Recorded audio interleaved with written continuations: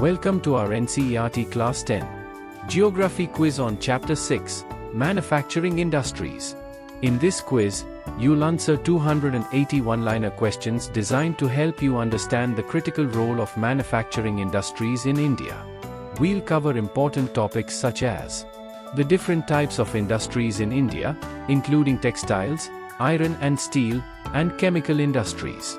How these industries are distributed across the country and their importance to India's economic growth.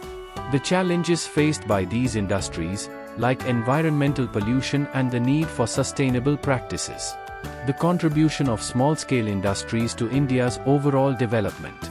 Each question comes with a detailed solution to ensure that you fully grasp the concepts and are well prepared for your exams. Whether you are revising for your board exams, competitive exams, or simply improving your knowledge of the subject, this quiz has got you covered. And for more quizzes and study resources, make sure to download our app, Passion Infinite. It's packed with MCQs, summaries, and test series across subjects to help you excel in your studies. Let's get started and dive into the world of manufacturing industries. Namaskar.